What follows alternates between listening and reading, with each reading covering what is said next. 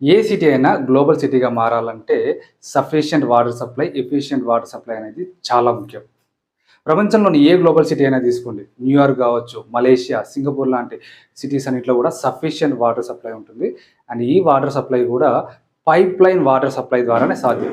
ఎందుకంటే ground water మీద ఎప్పుడూ డిపెండ్ అవ్వలేము. గ్రౌండ్ వాటర్ అనేది సఫిషియంట్ కాదు.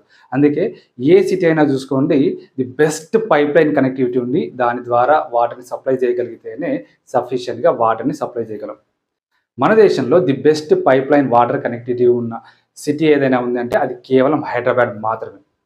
తెలంగాణ రాష్ట్రం ఏర్పడిన తర్వాత తెలంగాణ ప్రభుత్వం మిషన్ భగీరథ అనే ప్రాజెక్ట్‌ని తీసుకొచ్చి, ఈ ప్రాజెక్ట్ ద్వారా తెలంగాణ అంతటా, హైదరాబాద్ అంతటా సఫిషియెంట్‌గా వాటర్‌ని సప్లై చేయడానికి బెస్ట్ పైప్‌లైన్ ఏర్పాటు చేయడం జరిగింది.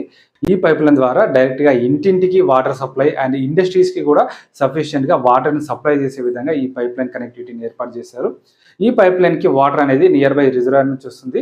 నియర్ బై రిజర్వాయర్ నుంచి మిషన్ భగీరథ సంఖ్య వచ్చి అక్కడ వాటర్‌ని ప్యూరిఫై చేసి ఆ వాటర్‌ని ఈ పైప్‌లైన్ ద్వారా ఇండస్ట్రీస్‌కి గానీ, హౌస్ హోల్డ్స్‌కొని సప్లై చేస్తున్నారు.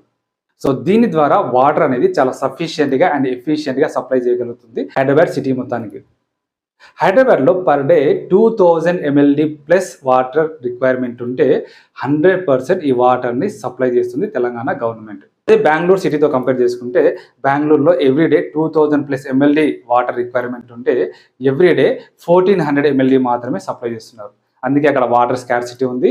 ఎవ్రీడే వాటర్ కోసం ట్యాంకర్స్ మీద డిపెండ్ అవ్వాల్సిన పరిస్థితి.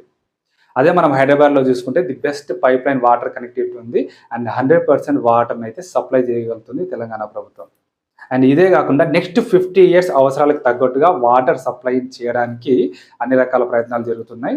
కృష్ణా నది నుండి పాలమూరు రంగారెడ్డి ఎత్తిపోతల ప్రాజెక్టు ద్వారా లిఫ్ట్ ఇరిగేషన్ ద్వారా రిజర్వాయర్లలోకి వాటర్‌ని తీసుకురావడం జరుగుతుంది. సో అక్కడి నుంచి హైదరాబాద్‌కి సప్లై చేయబోతున్నారు.